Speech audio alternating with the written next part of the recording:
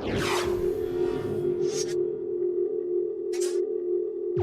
know, I know who Margaret Sanger is, and I know that she believed in eugenics and that she was not particularly enamored with black people. And one of the reasons that you find most of their clinics in black neighborhoods is so that you can find a way to control that population. And I think people should go back and read about Margaret Sanger, who founded this place, a woman who Hillary Clinton, by the way, says that she admires.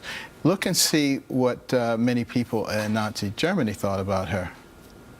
In 1916, H.G. Wells' lover, Margaret Sanger, starts her promotion of eugenics in the United States. In 1923, Sanger receives massive funding from the Rockefeller family. Sanger wrote to fellow eugenicist Clarence J. Gamble that black leaders would need to be recruited to act as frontmen in sterilization programs directed against black communities. In 1924, Hitler pens Mein Kampf, or My Struggle, and credits U.S. eugenicist as his inspiration. I admire Margaret Sanger enormously.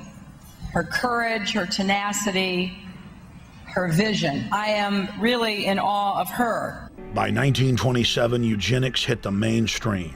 The so-called science was aggressively pushed through contests at schools, churches, and at state fairs.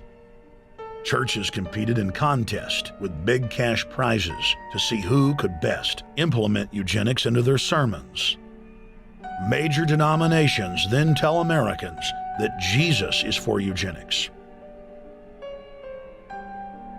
That same year in the United States, more than 25 states passed forced sterilization laws, and the Supreme Court ruled in favor of brutal sterilization policies. When Hitler came to power in 1933, one of his first acts was to pass national eugenics laws, modeled after laws in the United States.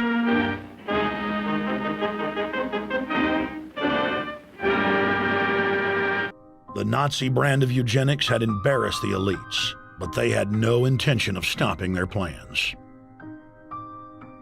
The Allies literally fought with each other over who would get top Nazi eugenicist. It didn't matter if the SS doctors had tortured tens of thousands to death. They were free to go.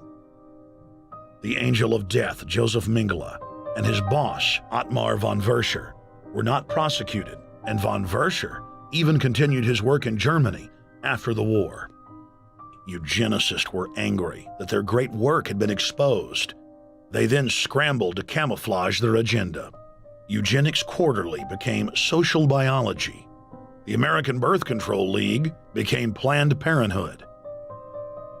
New terms like transhumanism, population control, sustainability, conservation, and environmentalism replaced racial hygiene and social Darwinism.